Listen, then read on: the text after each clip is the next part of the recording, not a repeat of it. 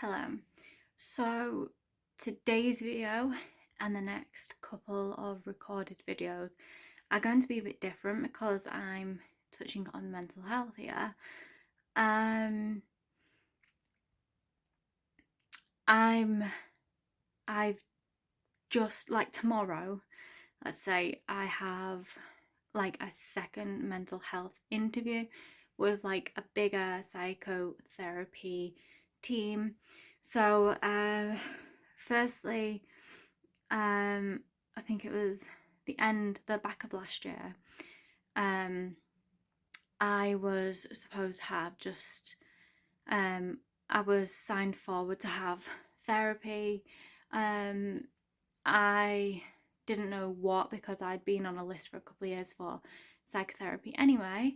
Um, but then when I got through, it was just like your straight thought forward CBT, and I got told like at the end of this interview like your problems are much too big, much too dramatic for CBT. And I was like, I realise that. So I've had to be put forward for a new interview for tomorrow for an actual psychotherapy team. So that's what I'm doing tomorrow. So after tomorrow, I will update you how that's gone. And then I will update you after my first session because I want to keep it real. Mental health issues are massive, and I oh my gosh, something's fallen. It's something that I've suffered with all my life. You may not realize, it may come across like absolutely fine, um, but I've struggled. Um, it's been a hard few months for me, the past few months. As you can tell, I never used to be a crier, but then the past few months happened, and this is me now. So I want to keep it honest, as you can tell. Um, you're not alone. Everyone suffers.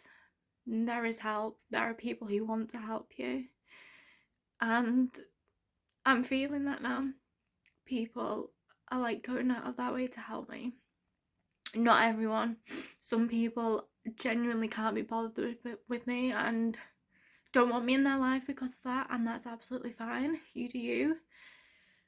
I just know that you're not my person. So I did have therapy when I was younger. That was just CBT art therapy.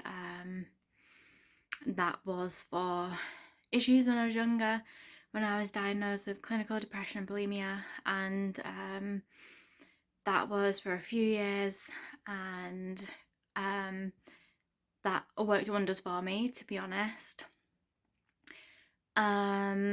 When I was 18, it felt like all my problems regarding like that mental health from when I was younger was just past, so that was great. And then I was diagnosed with anxiety, like out of nowhere. It just came on, and I was like, that's really confusing, really weird. Why have I got anxiety? And one of my doctors somewhere told me, like, you've always had it, you've just not known what it is. And then, like, I was reading up all the symptoms and anxiety, and I was like, oh, I have always had it, but I didn't know it was anxiety. So I went to do some more therapy for that, some more CBT, and my therapist was awful. I'm saying it. I'm not just saying like we didn't connect, but he was like giving me the wrong advice. And this is coming from like I have worked in a psychological field. I used to do suicide watch in a prison. So I know about working in mental health and things you should and shouldn't say, and he was saying all the wrong things. So that was just a no. So I didn't do any therapy, and basically when I was young I went into the therapy because apparently with my dad dying when I was younger, I never knew how to grieve properly. So they taught me how to do that there, which was great. And then when I was 15, I was in a car accident and I had flashbacks from that. So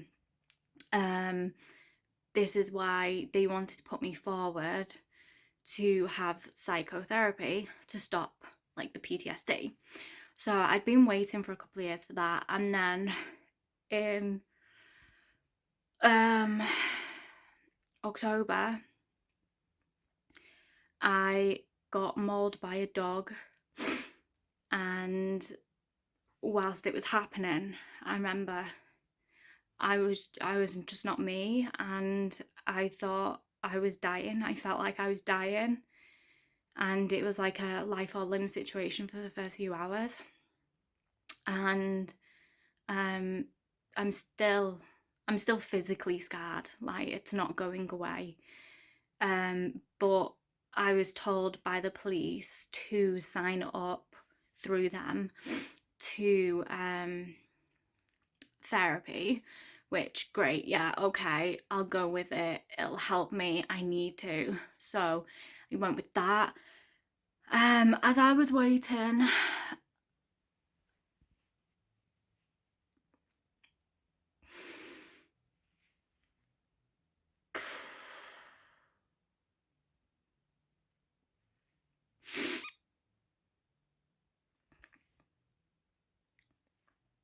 I found my brother's dead body.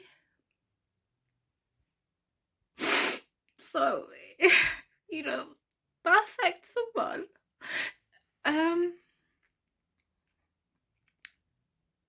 So the therapist called me 2 weeks after that, and I told them what happened, like this story that I'm telling you, what I've got up to this point, and she said, yeah, CBT won't even touch the sides, we're not even putting you through to that, we'll put you through to the big psychotherapy team.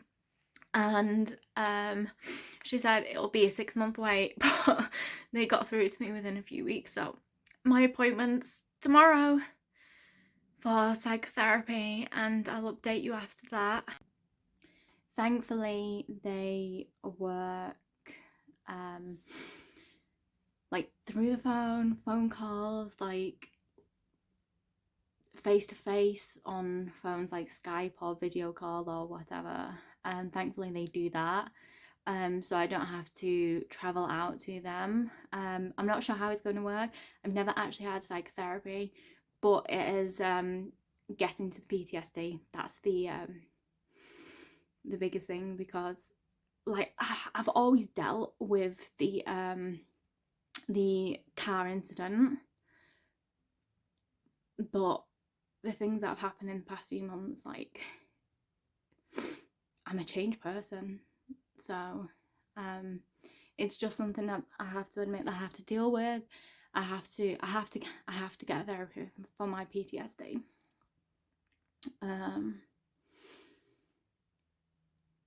So yeah, I'll update you how I get on. That's why I'm going for it. That's why I've not had it. I wasn't serious about it after the car accident, but it's just like, as you can imagine, it's worse right now.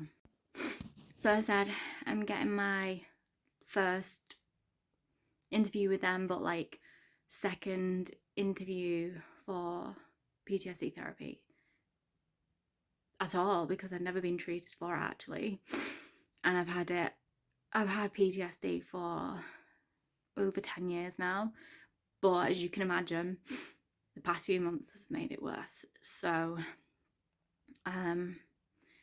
I'll tell you how I got on with it, because I've never touched PTSD therapy to know how I'll react to it. I'm quite a fussy person, I'm not going to lie. So thank you for watching this, and if you're interested in how I get on with it, if it's like a reflection for yourself, how you think you'll deal with it or how you will get on with it, please keep watching. I'll only put a couple more up just as like an intro to PTSD therapy, because I don't want to delve into my whole past and how it's affected me. I've just wanted to do this video to explain why I'm having the therapy. So yeah, thank you for watching and see me soon. Bye bye.